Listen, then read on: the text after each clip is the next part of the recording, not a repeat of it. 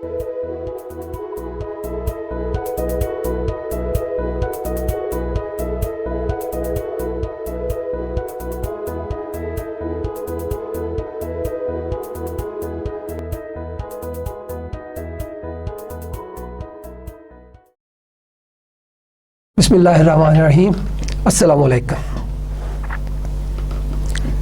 पिछले लेक्चर्स में हमने आपको डेरिवेटिव्स के कंसेप्ट्स और उनका इकोनॉमिक्स में यूज़ सिखाया था। आज हम आपको partial derivative and economic application of partial derivative सिखाएंगे। अब नॉर्मल डेरिवेटिव और सिंपल डेरिवेटिव या पार्शियल डेरिवेटिव में डिफरेंस आपको जो है वो बताना मकसूद है। जनरली हमने देखा कि जैसे कि y is f of x mean y depends upon x, अगर इंडिपेंडेंट वेरिएबल भी एक हो और डिपेंडेंट वेरिएबल भी एक हो तो हम डेरिवेटिव्स जो हैं सिंपल डेरिवेटिव्स का फार्मूला इस्तेमाल करते हैं, यानी कि dy ओवर dx, और उससे हमें चेंज मालूम हो जाती है। लेकिन बाद औक़ात ऐसा भी होता है और अक्सर औक़ात ऐसा होता है कि एक जो है वो डिपेंडेंट वेरिएबल होता है और टू इंडिपेंडेंट्स होते हैं। जैसे कि अगर मैं आपसे कहूँ कि quantity demand depends upon price and income of consumer, right, और quantity demand depends upon price, income, price of substitute, taste, weather, mean अब आप देखें कि इंडिपेंडेंट वेरिएबल्स एक से ज़्यादा हो गए। और अगर आप चेंज मालूम करना चाहते हैं, ठीक है, तो अब आपको किसी एक वेरिएबल के लिहाज से चेंज मालूम करनी है तो आप पार्शियल डेरिवेटिव्स का मेथड्स इस्तेमाल करते हैं। ठीक है, देखिए सिर्फ आपको याद दिलाने के लिए कि अगर y is f of x, okay, y depends upon x, right, तो इसमें चेंज मालूम करनी है तो हम करते थे dy over dx, okay, change in y due to change in x, ये हम किया करते थे। अब ऐसा भी मुमकिन है कि z is f of x and y, okay. अब x और y दो इंडिपेंडेंट वेरिएबल है और z डिपेंडेंट वेरिएबल है, यानी z depends upon x and y। अब आप मालूम करना चाहते हैं change with respect to x, change in z with respect to x, right. तो अब हम क्या करेंगे, इसको curly z over curly x या zx, ओके, से डिनोट करेंगे और इसको कहते हैं पार्शियल डेरिवेटिव लेना। और अगर with respect to y change मालूम करना चाहते हैं तो curly z over curly y, that या हम उसे लिख सकते हैं zy, ओके। तो इस तरह से हम ये पार्शियल डेरिवेटिव्स के कुछ जो है कंसेप्ट्स आज आपको बताने हैं और फिर हम उन कंसेप्ट्स का जो है वो देखेंगे कि इकोनॉमिक्स में उनकी एप्लीकेशन किस तरह से होती है। सो देखिए, जिस तरह से कि मैंने आपको बताया कि आपके सामने एक इक्वेशन लिखी है, let's say z is equal to 6x square plus 6xy plus 9y square. अब देखिए कि अब आपने चेंज मालूम करनी है z में due to change in x या due to change in y। सिर्फ याद रखने की एक बात आपको ये है कि अगर आप change in z with respect to x मालूम करना चाहते हैं तो x को वेरिएबल के तौर पे ट्रीट करें, राइट, और उसके अलावा जो चीज़ भी हो उसे कांस्टेंट के तौर पे ट्रीट करें, ओके। जैसे कि आपको याद होगा कि अगर y is equal to 6x plus 9 हो और आपसे कहा जाए कि dy ओवर dx मालूम करो तो आप क्या करते थे कि x के साथ 6 कोफिशिएंट है तो ये इसका डेरिवेटिव हो जाता था प्लस 9 का डेरिवेटिव क्या होता था, 9 कांस्टेंट है, लिहाजा उसका डेरिवेटिव 0 होता था। ठीक है, तो अब इसमें भी आप देखिए कि इसमें आपने वो तमाम चीज़ें जो अदर देन इंडिपेंडेंट वेरिएबल होंगी उनको आप कांस्टेंट अज्यूम करके उन्हें कांस्टेंट के तौर पे ट्रीट करेंगे। ये एक हल्का सा टिप है, आपको याद रखना है। फॉर एग्जांपल आपसे कहा जाए कि चेंज इन करली z ओवर करली x निकालें, या हम उसको zx से भी डिनोट कर सकते हैं। ठीक है, तो इस सूरत में आपने x को वेरिएबल के तौर पे लेना है और दूसरा y जो है उसे कांस्टेंट के तौर पे ट्रीट करना है। ओके, सो एग्जैक्टली जो फर्स्ट टर्म है 6x² उसका डेरिवेटिव बिल्कुल उसी तरह से क्या कि 6 को 2 से मल्टीप्लाई करें, दैट विल बिकम 12।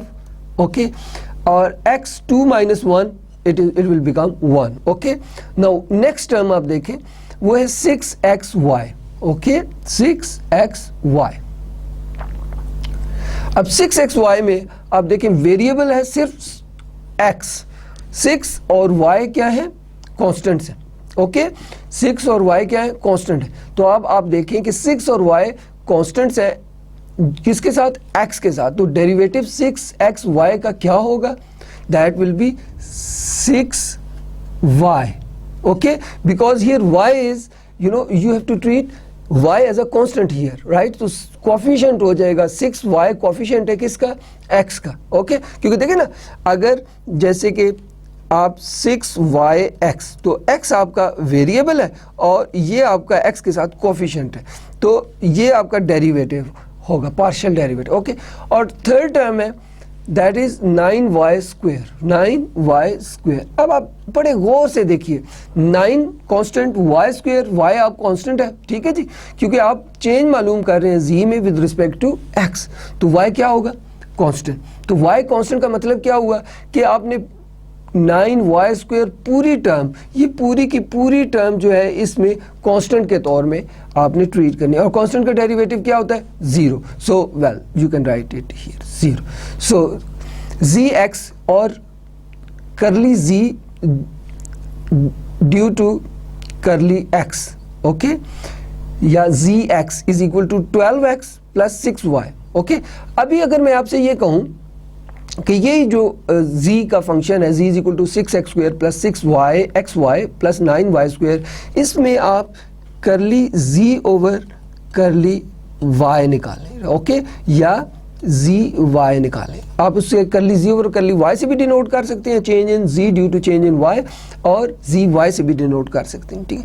अब आपका इन दिस केस x क्या हो जाएगा, constant, you have to treat x as a constant now, और y क्या होगा, वेरिएबल के तौर पे। देखिए, सो आप जरा गौर कीजिए कि 6x² ये टर्म, इस पूरी की पूरी टर्म जो है ये कांस्टेंट है। ओके, तो 6x² क्या हो जाएगा, 0। ओके, इसका चेंज 0 प्लस 6xy, अब y वेरिएबल है, right.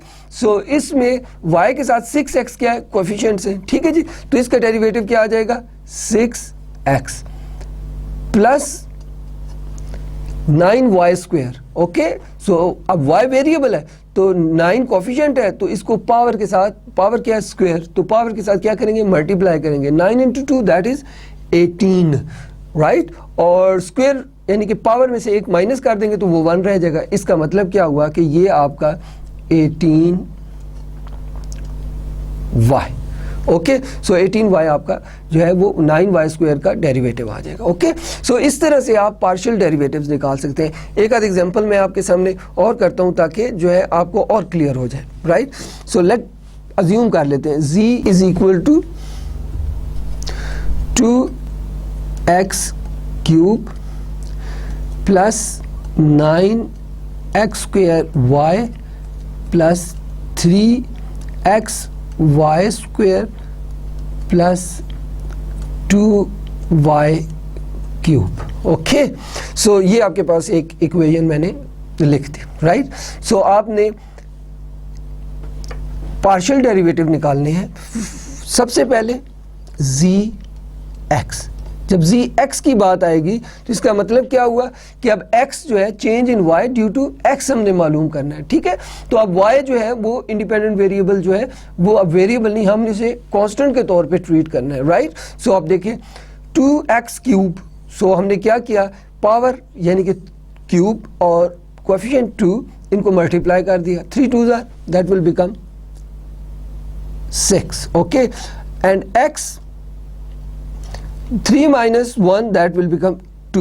Okay, plus now y is a constant here, 9 is a constant, these are coefficients, so square is a power, so 9 square 9 को square से multiply कर देंगे, 9 को 2 से मल्टीप्लाई किया, ठीक है, 9 2 ज़ा 18, right, 18, x 2 minus 1 1 and y उसके साथ आएगा, ठीक है, क्योंकि y जो है वो इस वक्त आप इसे कांस्टेंट के तौर पे ट्रीट कर रहे हैं और ये कोफिशिएंट है इस पूरी टर्म में, 9x स्क्वायर y में 9y कोफिशिएंट है और 9y को जब स्क्वायर से मल्टीप्लाई करेंगे तो 18y आएगा और x में से 2 में से 1 माइनस करेंगे तो 1 रह जाएगा, ठीक है, प्लस अब आप देखें 3xy स्क्वायर में कोफिशिएंट कौन सा है, ठीक है, 3xy स्क्वायर में 3y स्क्वायर कोफिशिएंट है और x वेरिएबल है, ठीक है, तो इसका 3y स्क्वायर आ जाएगा,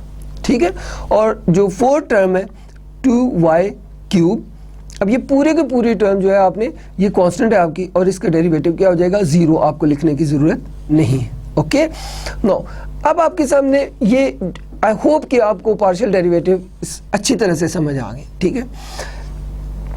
अब एक और चीज़ बताऊंगा आपको कि सेकंड ऑर्डर डेरिवेटिव अगर आपने लेने हैं, ठीक है, तो वो क्या आप किस तरह से लिखेंगे, जी एक्स, ओके, क्या चीज़, g x, right, second order derivative लेना है। अब इस पूरी टर्म को जो है जी एक्स को अगेन एक दफ़ा पार्शियली डेरिवेट कर दें, ओके, सो अब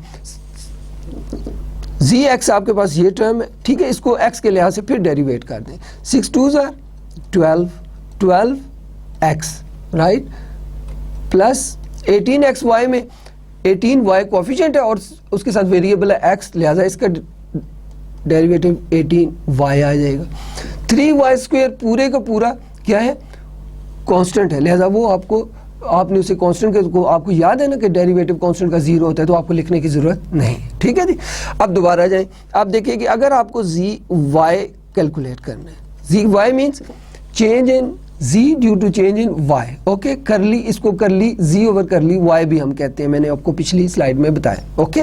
नाउ देखिए, अब इस सूरत में आप z जो मैंने आपके सामने लिखा है z is equal to 2x cube, अब 2x क्यूब पूरे का पूरा कांस्टेंट होगा, क्यों, क्योंकि अब y वेरिएबल है और x को आपने किस तरह से ट्रीट करना है, एज अ कांस्टेंट ट्रीट करना है, तो फर्स्ट टर्म 2x क्यूब, इसमें वेरिएबल मौजूद नहीं है, वेरिएबल क्या है अब इसमें y, ओके, जब ये वेरिएबल मौजूद नहीं है तो ये पूरे के पूरे टर्म जो है आपने कांस्टेंट के तौर पे ट्रीट करनी है और इसका डेरिवेटिव क्या आ जाएगा 0, प्लस 9x स्क्वायर y, अब आप देखें y वेरिएबल है और 9x स्क्वायर क्या है, कोएफिशिएंट है, राइट, सो किसी वेरिएबल के साथ जो कोएफिशिएंट मौजूद हो, अब वेरिएबल की पावर तो मौजूद नहीं है ना, y की पावर 1 है, राइट, सो अब वेरिएबल के साथ जो कोएफिशिएंट मौजूद है वो उसका डेरिवेटिव होगा, लिहाजा 9x स्क्वायर y जो है उसका डेरिवेटिव 9x स्क्वायर हो जाएगा, ठीक है, प्लस अब थर्ड टर्म देखें, थर्ड टर्म में 3x कोफिशिएंट है और y स्क्वायर जो है वेरिएबल है, y वेरिएबल y है और उसका स्क्वायर है, अब स्क्वायर के साथ कोफिशिएंट को मल्टीप्लाई करें, 3x को 2 से मल्टीप्लाई करें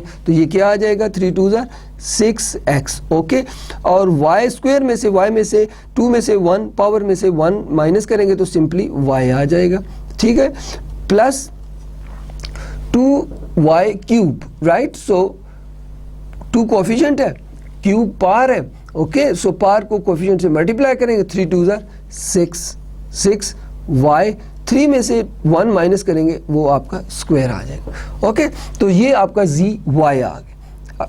अगर आपने इसका सेकंड ऑर्डर डेरिवेटिव लेना है उसको आप लिखेंगे कैसे, जी Y Y, okay.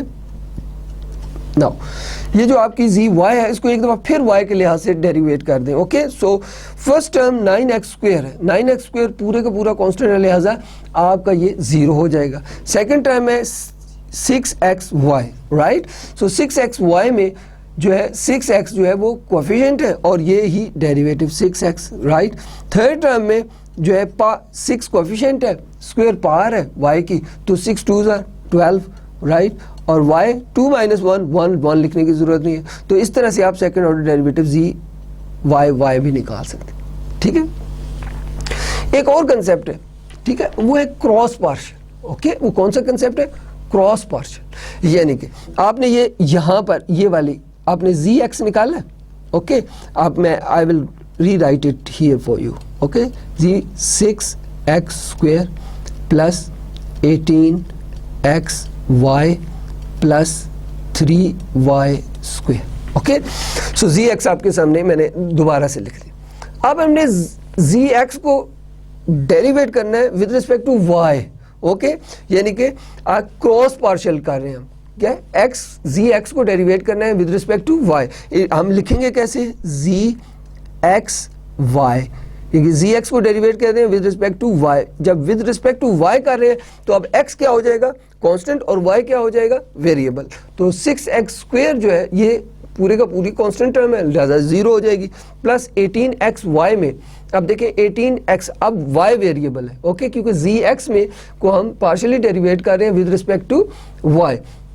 Now 18x is the coefficient with variable y, so 18x will become the derivative of that term, okay, plus 3y², okay, with respect to y हम कर रहे हैं, 3 2 पावर के साथ कोएफिशिएंट मल्टीप्लाई किया, 6 हो गया, y2 - 1 1, so it will become 6y. So gxy, okay, partial derivative of gx with respect to y, that will become 18x plus 6y. इसी तरह से अगर zy, I will write zy again for you, right? There is zy, you have already calculated, right? So zy is equal to 9x² plus 6xy plus 6y², okay. No ये आपके सामने zy आ गया। अब आपने zy को derivate करना है with respect to x, cross partial इसे बोलते हैं, right, zy with respect to x। अब zy के अंदर जो y है वो आपका क्या हो जाएगा, कांस्टेंट, आप उसे एज अ ट्रीट करेंगे, राइट। सो 9x², अब x वेरिएबल है ना, तो 9x² का क्या हो जाएगा, पावर के साथ 9 को मल्टीप्लाई करें, 9 2 18, so it will become 18x, okay, square 2 में से 1 माइनस किया, 1 रह गया, लिखने की जरूरत नहीं, प्लस 6xy में अब x वेरिएबल है और y कांस्टेंट के तौर पे ट्रीट करेंगे, तो इस टर्म में 6xy में 6y जो है ये आपका राइट डेरिवेटिव आ गया, ओके। आगे 6y² में x मौजूद नहीं है, यानी कि सारे जो है ये सारे का सारा आपने कांस्टेंट के तौर पे ट्रीट करना है, तो ये क्या आएगा आपका 0 के बराबर। इसमें एक चीज आपने देखी होगी कि आपने क्रॉस पार्शियल zyx निकाला और क्रॉस पार्शियल zxy निकाला। ये हमेशा हमेशा याद रखिएगा कि zxy is always equal to zyx, always, okay, zxy is always equal to zyx। आप देख लें कि ये दोनों आपने क्रॉस पार्शियल निकाले हैं, ठीक है, तो ये दोनों बिल्कुल बराबर है, 18x plus 6y, 18x plus 6y, okay. सो आई होप कि आपको क्रॉस पार्शियल जो है वो डेरिवेटिव्स भी समझ आ गए होंगे। So partial derivative, second order partial derivative भी हो सकता है, क्रॉस पार्शियल डेरिवेटिव भी हो सकता है। और आपको क्या चीज़ यहाँ से हमने देखी, वो देखी कि क्रॉस पार्शियल डेरिवेटिव्स हमेशा आपस में इक्वल है, यानी कि zxy is always equal to zyx, okay. So ये कुछ कंसेप्ट्स आपको पार्शियल डेरिवेटिव्स की मैंने आपको बताने थे। अब हम इसको देखेंगे कि इकोनॉमिक एप्लीकेशन इसकी देखेंगे, ठीक है जी, इसको इकोनॉमिक्स में अप्लाई करके देखेंगे और कहाँ पर इसकी ज़रूरत पड़ सकती है, ठीक है, अभी आपको ये मालूम पड़ेगा। जैसे कि देखें ना, हमने ये लॉ ऑफ डिमांड में ये अज्यूम किया था कि quantity demand depends upon price, और दूसरी चीज़ क्या स्टेटमेंट की थी, वो ये थी कि plus other things do not change. ये अदर थिंग्स क्या थी, इनकम थी, प्राइस ऑफ सब्स्टिट्यूट थी, टेस्ट था कंज्यूमर का, नंबर ऑफ कंज्यूमर थे, वेदर था, ये सारी चीज़ें आपको अच्छी तरह से याद होंगी। अगर ये जो है इंफॉर्मेशन आपको किसी डिमांड की इक्वेशन में दे दी जाए और आपसे कहा जाए कि इलास्टिसिटी आप मालूम करें, इनकम इलास्टिसिटी और प्राइस इलास्टिसिटी और क्रॉस जो है प्राइस इलास्टिसिटी मालूम करें, तो फिर आपको ये पार्शियल डेरिवेटिव्स के सारे जो है रूल्स आपको अच्छी तरह से याद रखने चाहिए और उनका इस्तेमाल करेंगे तो हम इसमें सक्सेसफुली जो है उसकी इलास्टिसिटी मालूम कर सकते हैं। सो हम देखते हैं कि किस तरह से इनकी एप्लीकेशन हम करते हैं, ओके। ओके, अब आप इस एग्जांपल को देखिएगा, राइट, कि अगर Q is equal to 700 minus 2P plus 0.02y, और आपको बता दिया जाए कि P is equal to 25 and y is equal to 5000.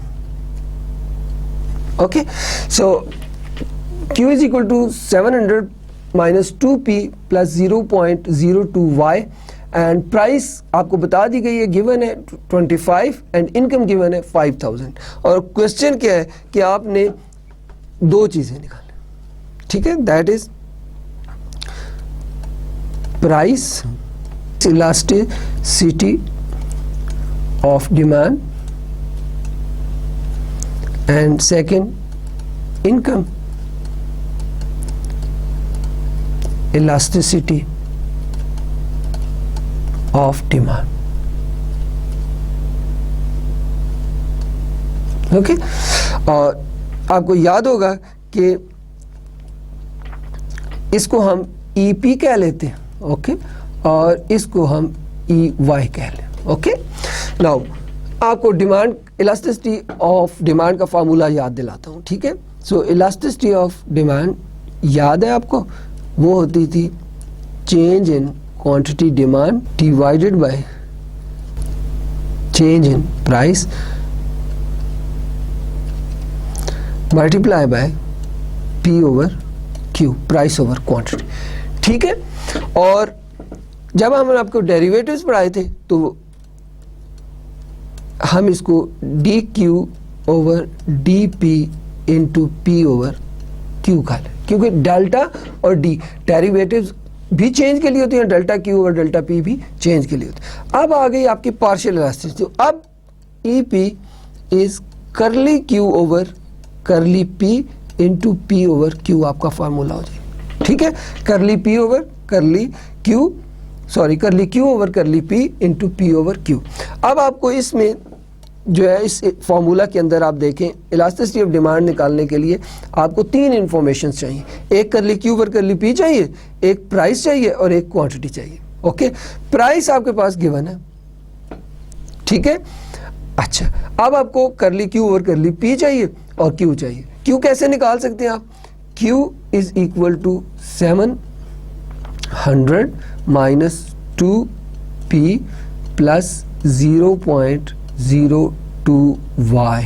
Okay, so Q is equal to 700 minus 2, price आपको गिवन है 25 प्लस 0.02y की जगह पे 5000. ओके, नाउ इसको आप सॉल्व कर लें. 700 माइनस 50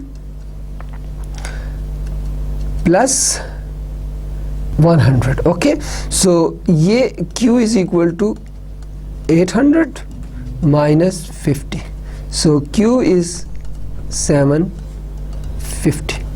सो आपके पास Q भी आ गया, ये वाला प्राइस गिवन है. आप करली Q ओवर करली P चाहिए, ठीक है. सो अब आपके सामने ये गिवन है, यहाँ से curly Q over curly P partial derivative with respect to price. तो देखिए 700 का डेरिवेटिव क्या होगा? 0, क्योंकि कांस्टेंट है. माइनस 2p का डेरिवेटिव क्या होगा? -2 प्लस 0.02y का डेरिवेटिव क्या होगा? पूरे के पूरे कांस्टेंट टर्म है, लिहाजा ये 0, लिहाजा करली क्यू ओवर करली p कितना आ गया आपके पास?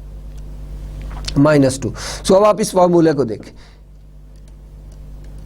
करली क्यू ओवर करली p कितना? -2 इनटू प्राइस कितनी है आपके पास? 25 और क्वांटिटी कितनी है? 750.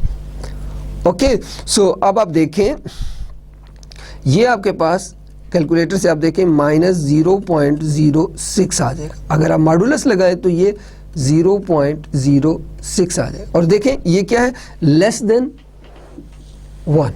ओके, सो ये 0.06 आपकी price elasticity of demand calculate हो गई.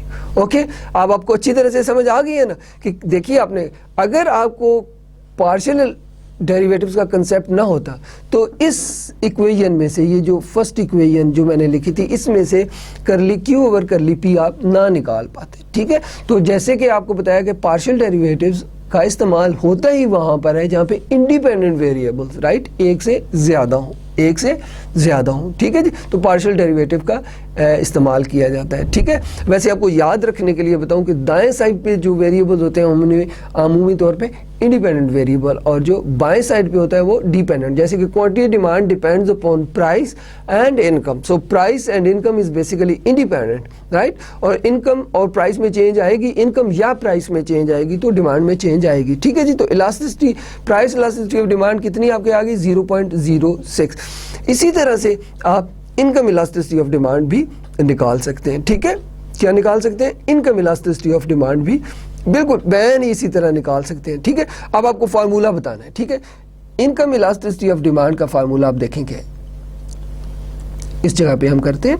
सो e y that will curly Q over curly Y into Y over Q, okay.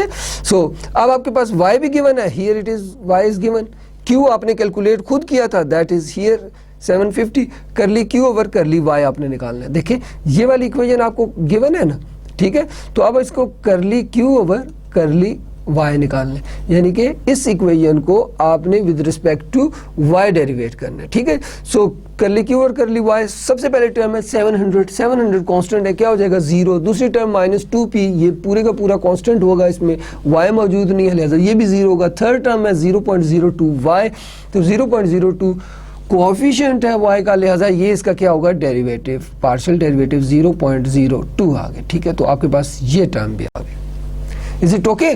सो जब आपके पास करली क्यू और करली वाई भी आ गया, आपके पास यानी कि ये टर्म भी आ गई, आपके पास ये टर्म भी आ गई, वाई आपके पास पहले से मौजूद है, क्यू आपने कैलकुलेट कर लिया है, तो इसमें वैल्यू सब्स्टिट्यूट करें तो यहाँ पर 0.02 मल्टीप्लाई बाय वाई कितना है 5000, that is 5000 divided by Q कितना है 750, ओके। तो इसको कैलकुलेटर से आप सॉल्व करें तो ये आपका आ जाएगा 0.13, क्या आ जाएगा 0.13। सो इनकम इलास्टिसिटी ऑफ डिमांड कितनी आ गई 0.13।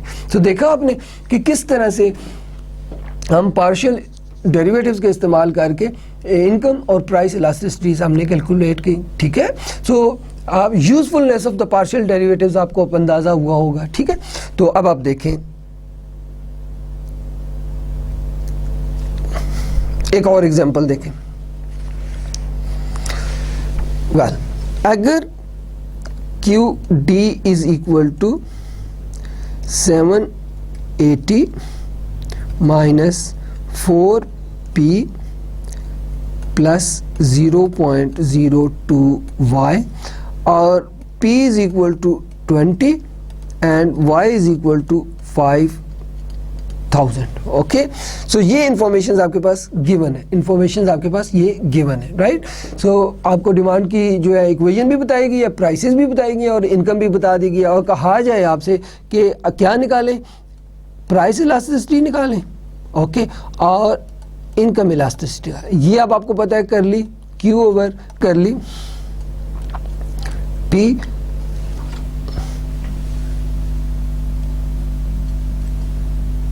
Into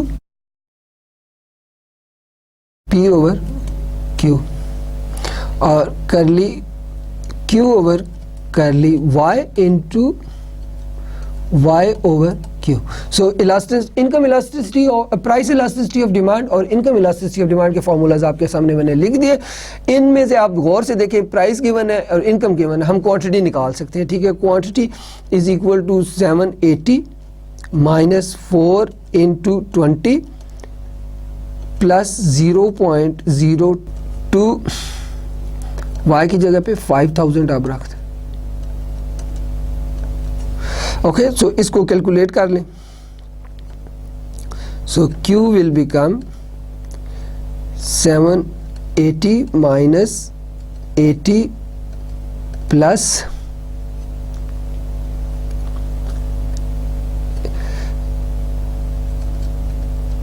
100, so Q is equal to that is 800। So Q आपके पास 800 आ गया। अब आप सबसे पहले ये फार्मूला देखें, इसमें आपके पास एक चीज़ मौजूद नहीं है, वो क्या है, करली Q over curly P।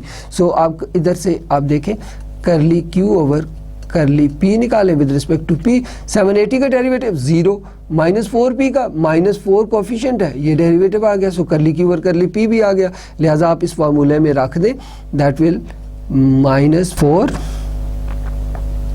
Multiply by p है 20 और q है आपके पास 800, सो ये बन जाएगा आपके पास -80 ओवर 800। ओके, तो ये आपके पास -0.1 और मॉडुलस लगा दें तो ये आपके पास क्या आ जाएगा 0.1। ओके, आई होप आपको समझ आ गई होगी प्राइस इलास्टिसिटी ऑफ डिमांड निकालना। इसी तरह से आपको चाहिए इनकम इलास्टिसिटी। इनकम इलास्टिसिटी के लिए आप देखें, आपको चाहिए करली क्यू ओवर करली वाई। करली क्यू और करली वाई किसके बराबर आ जाएगी, 780 का डेरिवेटिव 0, -4p का डेरिवेटिव 0 और 0.02 y का डेरिवेटिव क्या आ जाएगा 0.02। ओके, सो अब आप इसमें रखें, ठीक है। So income elasticity is equal to curly Q over curly Y कितना आ गया 0.02 मल्टीप्लाई बाय वाई कितना है 5000 डिवाइडेड बाय क्यू कितना है आपके पास 800। ओके, सो इनकम इलास्टिसिटी आपके पास आ जाएगी, इसको आप सॉल्व करें तो ये 0.125। सो इनकम इलास्टिसिटी आपकी 0.125 आ गई। सो इस तरह से हम जो है आपके पार्शियल डेरिवेटिव्स का इस्तेमाल करके जो है वो इनकम और प्राइस इलास्टिसिटी निकाल सकते हैं जब हमारे पास डिमांड इक्वेशन इस तरह से दी हुई हो कि इंडिपेंडेंट वेरिएबल 2 गिवन हो। ओके, सो अब हम देखेंगे कि क्या और कंसेप्ट में भी ये इस्तेमाल होता है। तो याद रखिएगा ये बहुत सारे और कंसेप्ट इकोनॉमिक में इस्तेमाल होता है, हर उस जगह पे इस्तेमाल होता है जहाँ पर इंडिपेंडेंट वेरिएबल एक से ज़्यादा हो, तो पार्शियल डेरिवेटिव का कंसेप्ट आपका इस्तेमाल होगा। फॉर एग्जाम्पल आप देखें, अब आप देखें कि utility function, new classical utility function, मैंने आपको बताया था कि utility is F of X and Y. अब ये यूटिलिटी डिपेंड कर रही है एक्स पर और वाई पर, ठीक है जी। अब अगर आपको ये बता दिया जाए कि utility is equal to 2xy, एक ये इंफॉर्मेशन दी जाए और कहा जाए कि find marginal utility of x and marginal utility of y when x is equal to 5 and y is equal to 10। Okay, now बड़े गौर से इसे देखिए, ठीक है। ये आपको गिवन, सबसे पहले आपने मार्जिनल यूटिलिटी ऑफ x निकालना है, ठीक है। सो यूटिलिटी गिवन है that is 2x and y। So marginal utility of x निकालना है आपने, ठीक, ये होगा curly u over curly x, change in utility due to change in x। Okay, so अगर ये जो है वो आपको वो जो फॉर्मूला मार्जिनल यूटिलिटी का याद है वो delta utility over delta x होता था, ठीक है। अब ये करली u over curly x partial derivative, क्योंकि आप देखें u is equal to 2xy, तो xy राइट साइड पे दो वेरिएबल्स हैं, राइट। सो इंडिपेंडेंट वेरिएबल्स दो हैं x और y, ठीक है, और x और y जो है utility depends upon x and y। Okay, so curly u over curly x is marginal utility of x और curly u over curly y is marginal utility of y होगी, ठीक है। सो आप देखें, आप इसको आप डेरिवेट करें जो u is equal to 2xy। Okay, 2xy का डेरिवेटिव अब आपको अच्छी तरह से मैंने समझाया था, ठीक है, कि x अब इस टर्म में वेरिएबल है और 2y जो है वो कोफिशिएंट के तौर पे हम ट्रीट करेंगे, तो इसका पार्शियल डेरिवेटिव क्या आ गया 2y। Okay, so marginal utility of x कितना आ गया 2y। ओके, और y गिवन है, आपको पता है ना, marginal utility of x is equal to 2y और y is equal to 10 given है। सो आप क्या आ गया, marginal utility of x is equal to 2 into 10। Okay, so marginal utility of x is equal to 20। Marginal x निकला है।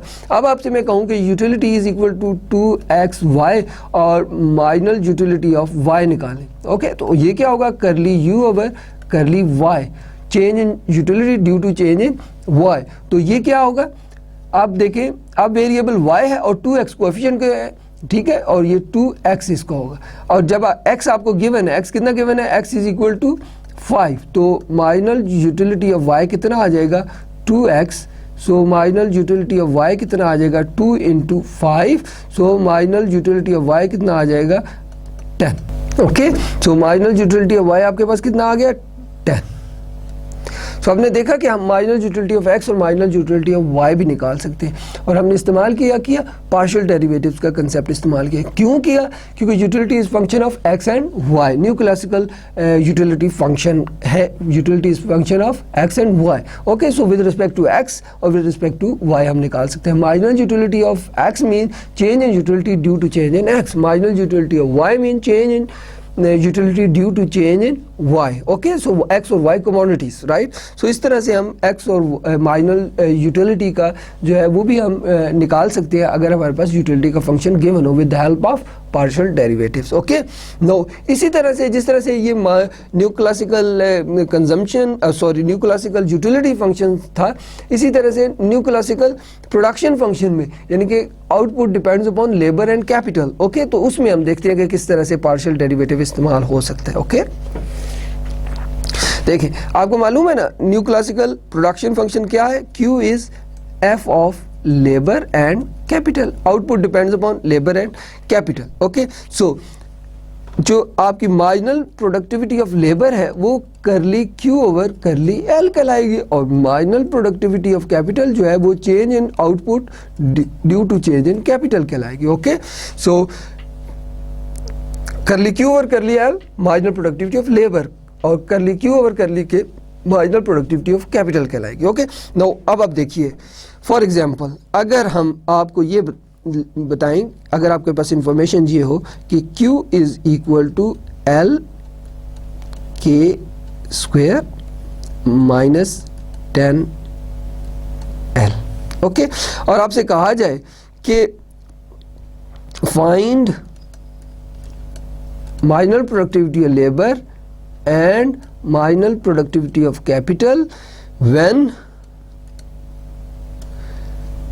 K is equal to capital 4 units और L is equal to 2 labor 2 unit इस्तेमाल। Okay, सो आपको given क्या है, Q is equal to L के square minus 10L। Okay, और कहा गया है कि मार्जिनल प्रोडक्टिविटी ऑफ लेबर भी मालूम करें और मार्जिनल प्रोडक्टिविटी ऑफ कैपिटल भी मालूम करें। गिवन क्या है कि कैपिटल इज इक्वल टू 4 और labour is equal to 2। Is it right? So what will do is that, look at this. So first of all हमने मार्जिनल प्रोडक्टिविटी ऑफ लेबर मालूम करनी। So marginal productivity of labour is curly Q over curly L। सो इसको derivate करें with respect to labour. Okay, so देखिए आप L के square, right. सो यहाँ पे वेरिएबल क्या है, लेबर, और कैपिटल क्या है, आप कांस्टेंट के तौर पे ट्रीट कर रहे हैं, तो इसका K स्क्वायर डेरिवेटिव आ गया माइनस 10L 10। ओके, सो अब देखें कि जब K जो है वो 4 है तो आपके पास MPL आ जाएगा, that is 4 square minus 10, that is 16 minus 10, so that will 6। तो marginal productivity of labour is 6। Marginal productivity of labour कितना आ गया आपके पास, 6 आ गया। इसी तरह से हम मार्जिनल प्रोडक्टिविटी ऑफ कैपिटल भी निकाल सकते हैं। Marginal productivity of capital is curly Q over curly K। Okay, so आप इस वाले को अगेन डेरिवेट करें, पार्शियली डेरिवेट करें with respect to K। So L के स्क्वायर, अब K जो है वो आपका क्या है, वेरिएबल है। ओके, सो इसकी पावर क्या है 2, और इसमें कोएफिशिएंट क्या है L। सो इट 2 को L से मल्टीप्लाई हो जाएगा और K स्क्वायर में से 1 माइनस हो जाएगा, तो लिखने की जरूरत नहीं है। माइनस 10L, तो 10L पूरे का पूरा क्या है, कांस्टेंट है, तो ये 0 हो जाएगा, तो marginal productivity of labour 2LK आ जाएगा। ठीक है जी, अब आपको L इज इक्वल टू 2 और K is equal to 4 given है, तो marginal productivity of capital is equal to 2 into labour की जगह पे 2 और कैपिटल की जगह पे 4 लिख दें, तो marginal productivity of capital is equal to 2 2 जार 4 4 4 जार 16। ओके, तो मार्जिनल प्रोडक्टिविटी ऑफ कैपिटल कितना आपका आ गया 16।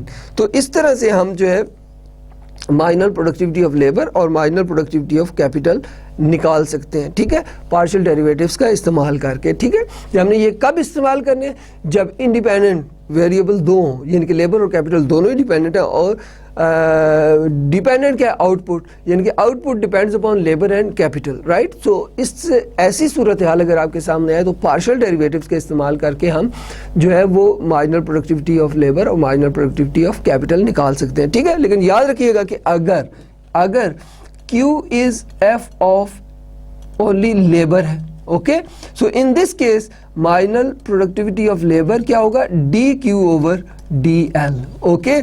और अगर Q is function of capital हो ओनली, तो अब मार्जिनल प्रोडक्टिविटी ऑफ कैपिटल निकालना है तो वो क्या होगा, DQ over DL, okay, understand. तो ये देखिए कि जब इंडिपेंडेंट भी एक हो और डिपेंडेंट भी एक है तो फिर आपने सिंपल डेरिवेटिव्स लगाने हैं, ओके। और अगर इंडिपेंडेंट जो है वो दो हैं या दो से ज़्यादा हैं और डिपेंडेंट एक है तो अपने पार्शियल डेरिवेटिव्स का इस्तेमाल करना है मार्जिनल प्रोडक्टिविटी निकालने के लिए। आई होप ये जो है डिस्कशन आपके लिए ना सिर्फ यूज़फुल है बल्कि आप इसे देखिए कि ये वो सारी चीज़ें हैं जो हम थ्योरेटिकली पहले कर चुके हैं, ठीक है। अब हम उसको न्यूमेरिकली, और ये जो है वो ये एक तरह का प्रूव्स हैं उन सारी बातों के जो हम पहले से करते चले आ रहे हैं, ठीक है। तो इस तरह से हम जो है मार्जिनल प्रोडक्टिविटी ऑफ लेबर और marginal productivity of capital mathematically निकाल सकते हैं अगर हम पार्शियल डेरिवेटिव्स का इस्तेमाल करें, okay.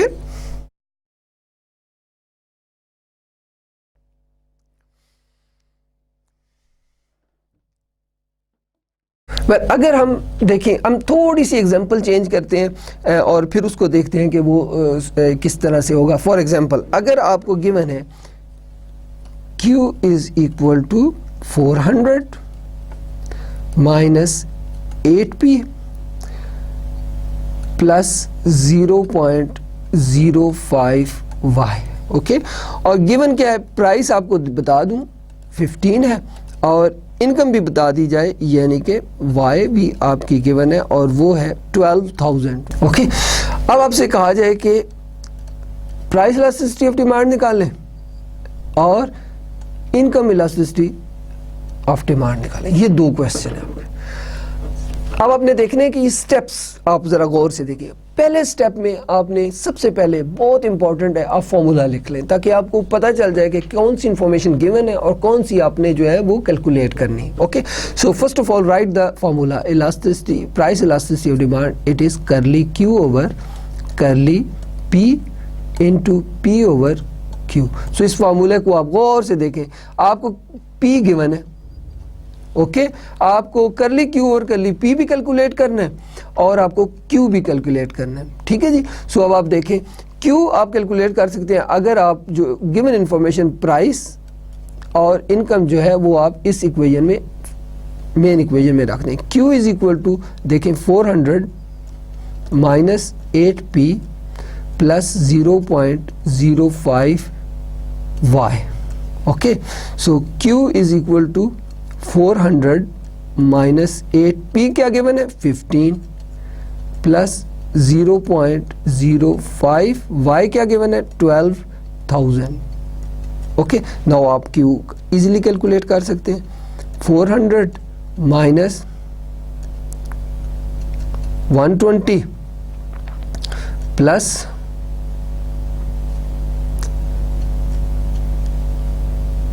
600, okay. So Q is equal to 1000 minus 120. So Q is equal to 880. आपके पास Q आ गया, ओके।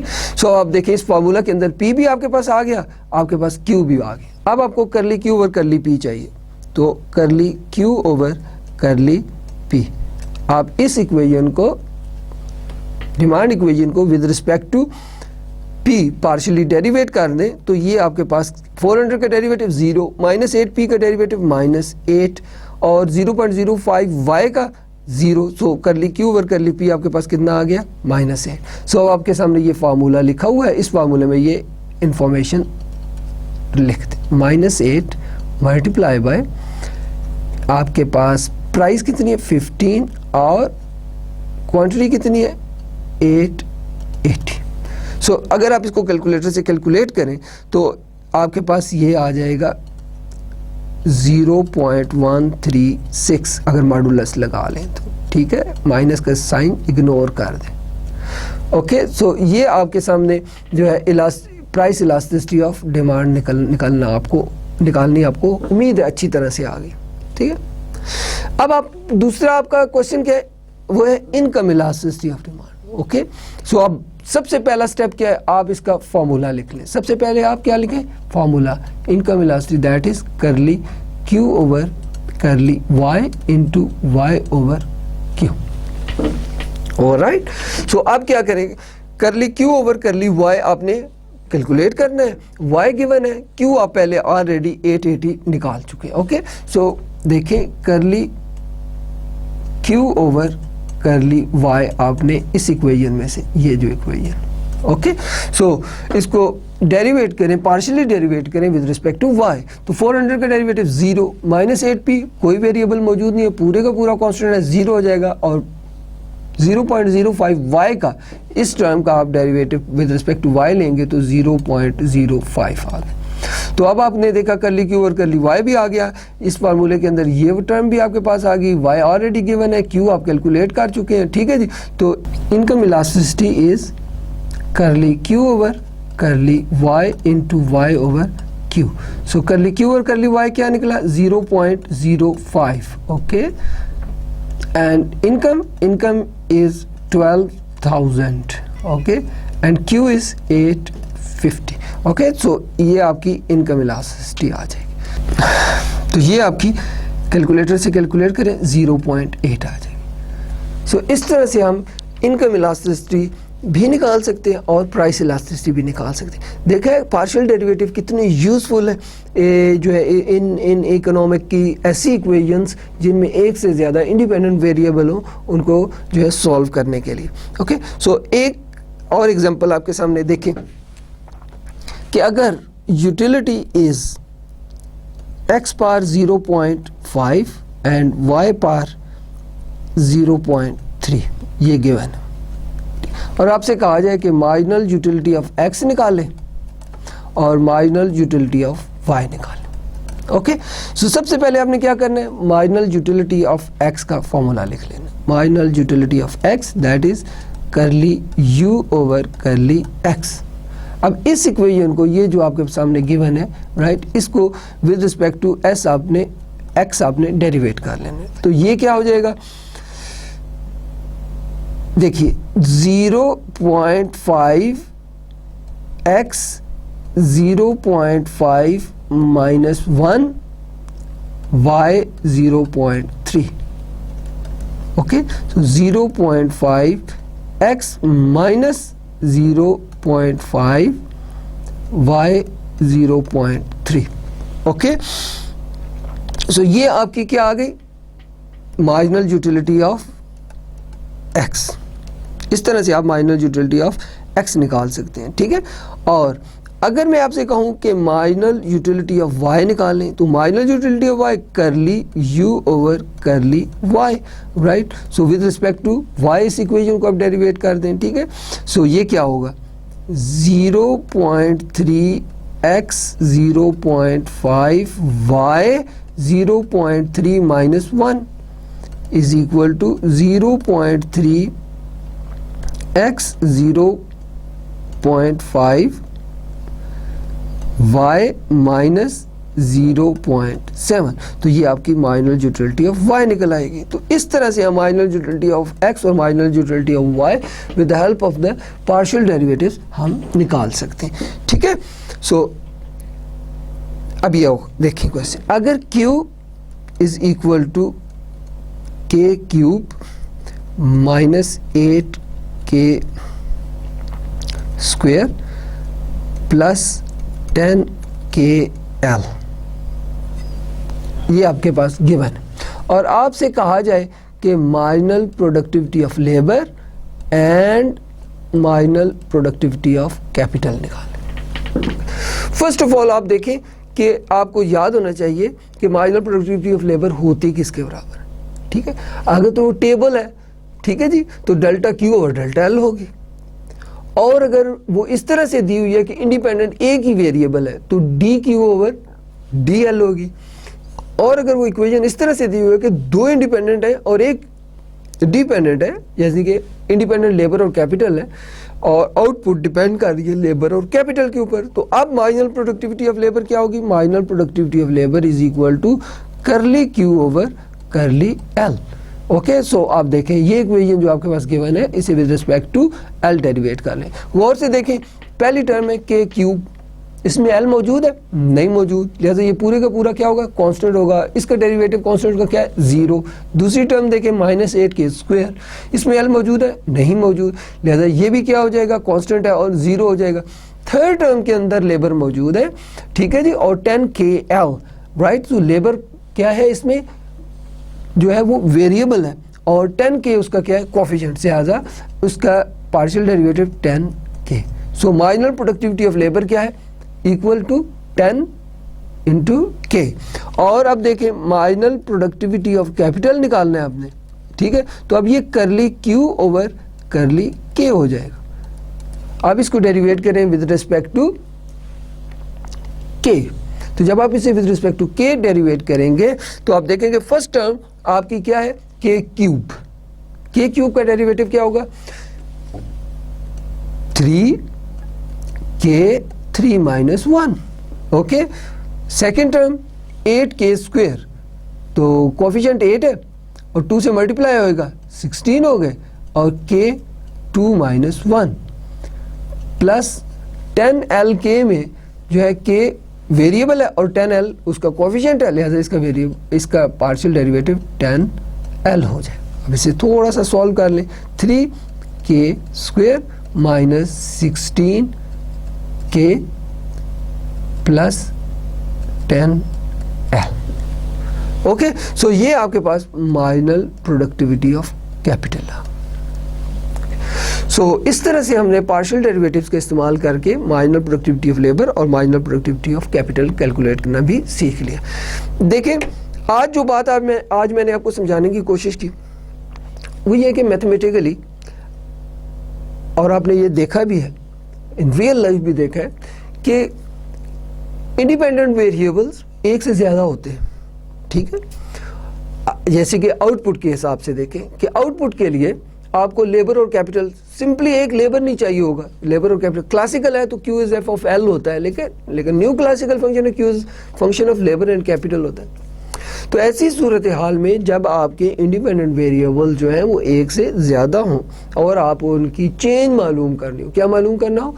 चेंज मालूम करनी हो, तो आपको पार्शियल डेरिवेटिव्स का इस्तेमाल जो है वो करना होगा। ओके, सो इस तरह से आज हमने देखा कि किस तरह से यूटिलिटी का फंक्शन गिवन हो और हम मार्जिनल यूटिलिटी निकाल सकते हैं, और यूटिलिटी का फंक्शन न्यू क्लासिकल हो, यानी कि utility is function of labour and capital, तो हम उससे मार्जिनल यूटिलिटी निकाल सकते हैं। ठीक है, तो आपको रिमाइंडर के तौर पे बताऊं कि marginal utility of x, that is curly u over curly x, marginal utility of y, that is curly u over curly y। और ये कब इस्तेमाल होते हैं? जब न्यू क्लासिकल यूटिलिटी फंक्शन यानी utility is function of x and y आपको given हो। ओके, इसी तरह से अगर न्यू क्लासिकल प्रोडक्शन फंक्शन हो, right, is function of labour and capital, तो अब आपको मार्जिनल प्रोडक्टिविटी ऑफ लेबर मालूम करनी है तो वो क्या होगा? करली क्यू ओवर करली एल। और अगर आपको मार्जिनल प्रोडक्टिविटी ऑफ कैपिटल मालूम करना है तो वो करली क्यू ओवर करली के होगा। ओके, आई होप ये बातें आपको अच्छी तरह से समझ आ गई हैं और इनकी जो इस्तेमाल है वो भी आपको समझ आ गए हैं। ठीक है, इसी तरह से सिंपली इलास्टिसिटी का अगर आपने फार्मूला लिखना है, देखिए मैं आपके सामने इलास्टिसिटी ऑफ डिमांड का फार्मूला लिखता हूँ, delta Q over delta P into P over Q. ये उस सूरत में आप इस फार्मूले का इस्तेमाल कर सकते हैं जब आपको एक टेबल गिवन हो, जैसे ऐसे P और Q का एक टेबल गिवन हो, प्राइस 4 है, क्वांटिटी 2 है, प्राइस 2 हो गई, क्वांटिटी 4 हो गई, इस तरह का टेबल गिवन है, तो आपका ये जो प्राइस हो जाएगी ये आपकी क्वांटिटी हो जाएगी, इसमें जो चेंज आई है वो डेल्टा P कहलाएगी, इसमें जो चेंज आई है वो डेल्टा Q कहलाएगी। इन सारी इन्फॉर्मेशन को आप इस फार्मूले में रखते हैं, आपके पास elasticity of demand, price elasticity of demand आ जाती है। लेकिन अगर ऐसी सूरत हो कि जिसमें आपको ऐसा फंक्शन जो है डिमांड का जो है वो आपको फंक्शन दिया गया हो कि जिसमें क्वांटिटी डिमांड क्या जी, quantity demand is function of only price हो, तो अब आपका इलास्टिसिटी ऑफ डिमांड का फार्मूला क्या होगा, D Q over D P into P over Q. Okay, जैसे कि अगर ये गिवन हो Q is equal to 4 minus 2P, okay, इस तरह से डिमांड की गिवन हो, और आप इलास्टिसिटी ऑफ डिमांड का फार्मूला आप जो है वो ये इस्तेमाल कर सकते हैं, और कहा जाए कि P इज इक्वल टू 1 है। ओके, सो अब आप जो है इसकी मदद से Q भी फाइंड आउट कर सकते हैं, प्राइस की जगह पे 1 रखें तो Q2 आ जाएगा, और P इज इक्वल टू 1, और इसका डेरिवेटिव लेंगे DQ ओवर DP लेंगे तो वो -2 आ जाएगा, राइट। सो ये सारी इन्फॉर्मेशन आपके पास मौजूद है, आप इस डिमांड के फॉर्मूले को इस्तेमाल कर सकते हैं। लेकिन अगर आपको डिमांड का फंक्शन ये गिवन हो PS एंड इनकम, अगर इस तरह से गिवन, राइट, तो फिर आपका फॉर्मूला क्या हो जाएगा, करली Q डिवाइडेड बाय करली P और करली PS और करली Y। ओके, तो आप क्रॉस पार्शियल भी निकाल सकते हैं, राइट। तो इस तरह से जो है वो फार्मूलाज जो है आप चेंज करते चले जाएंगे। सो अगर आपको टेबल गिवन है और डेल्टा Q और डेल्टा P हो जाएगा, अगर आपके पास एक इक्वेशन गिवन है जिसमें एक इंडिपेंडेंट और एक डिपेंडेंट है तो DQ और DP into P over Q elasticity का फॉर्मूला हो जाएगा। और अगर आपको ऐसी सूरत हाल गिवन है कि जिसके अंदर जो है इंडिपेंडेंट वेरिएबल एक से ज्यादा है, ओके, तो फिर आपका जो है वो जो पार्शियल डेरिवेटिव का इस्तेमाल होगा और वो करली Q ओवर करली P या करली Q ओवर करली Y हो जाएगा। ठीक है जी, तो अब फार्मूला क्या हो जाएगा, elasticity of income elasticity demand का करली Q over curly Y into Y over Q, और प्राइस इलास्टिसिटी का करली Q over curly P into P over Q। This is how, देखिए आप पार्शियल डेरिवेटिव्स का इस्तेमाल करके आप एक कॉम्प्लिकेटेड जो डिमांड फंक्शन है उससे भी आप इलास्टिसिटीज बहुत आसानी से जो है वो फाइंड आउट कर सकते हैं। आई होप कि आज का लेक्चर जो है वो आपके लिए बहुत यूजफुल रहा होगा। इस लेक्चर को अच्छी तरह से समझने के लिए आपके लिए ज़रूरी है कि आप वो लेक्चर जिसमें हम इलास्टिसिटीज का कंसेप्ट पढ़े, वो लेक्चर जिसमें हमने प्रोडक्शन के कंसेप्ट पढ़े, ये सारे लेक्चर्स जो हैं वो पहले एक दफ़ा फिर देख लिए जाए, एक दफ़ा फिर समझ लिया जाए और फिर ये समझा जाए। तो इस तरह से आप देखेंगे कि किस तरह से एक कंसेप्ट को हम डायग्रामेटिकली, फिर टेबल के साथ, फिर मैथमेटिकली हर चीज एक चीज़ को जो है वो साबित, प्रूव या अंडरस्टैंड करने के लिए डायग्राम का भी इस्तेमाल करते हैं, टेबल का इस्तेमाल भी करते हैं, और मैथमेटिकल कंसेप्ट आपने देखा कितने यूज़फुल होते हैं और कितने स्ट्रेट फॉरवर्ड, आसान, और जो है वो इकोनॉमिक्स की डिफरेंट कंसेप्ट को अंडरस्टैंड करने के लिए किस कदर इम्पॉर्टेंट होते हैं। So this is how I hope कि today's lecture was really useful and आप इससे फ़ायदा भी उठाएंगे, और इंशाल्लाह ताला अगली क्लास में आपसे मुलाकात होगी और उसमें हम आपको जो मज़ीद आपको जो है इसके कुछ कंसेप्ट्स बताएंगे, और ख़ास तौर पे जो है हम आपको ये बताएंगे कि किस तरह से यूटिलिटी मैक्सिमम हो सकती है जबकि कंस्ट्रेंट हो बजट का। ठीक है, किस तरह से प्रोडक्शन मैक्सिमम की जा सकती है जैसे कि कॉस्ट का कंस्ट्रेंट हो। ओके, तो ये कंस्ट्रेंट्स जो है आपको डेफिनेटली अच्छी तरह से अंदाज़ा भी है और ये पता भी है कि मतलब for example I want to maximise my utility, yes everybody want to maximize their utility, but there is a constraint. For example, for every person they want to maximize their utility, but constraint is their income, right? आपको याद है ना, x price of x plus y price of y should equal to I. This is a constraint, right? You have to maximize utility इस constraint के अंदर रहते हुए। ये आपका कंस्ट्रेंट, मसलन आपके पास 10 रुपए है और आपने मैक्सिमम यूटिलिटी हासिल करनी है by using 10 rupees, right? So constraint is 10 rupees, mean constraint is your budget, the amount of the money which you have at the moment, right? So वो आपका कंस्ट्रेंट होगा। So by keeping this constraint in your mind, how you can maximize the utility? By keeping the cost constraint in the mind, in your mind, how you can maximize your production if you are producer. Okay, so we'll try to understand these all concepts in next class, और इन concepts को अच्छी तरह से देखिएगा और इन concepts को इनकी जो theoretical lectures थे उनके साथ मिला के देखिएगा तो आपको ये ज़्यादा यूज़फुल और ज़्यादा अच्छी तरह से समझ आ सकेंगे। इंशाल्लाह अगली क्लास में मुलाकात होगी, तब तक के लिए खुदा हाफिज़।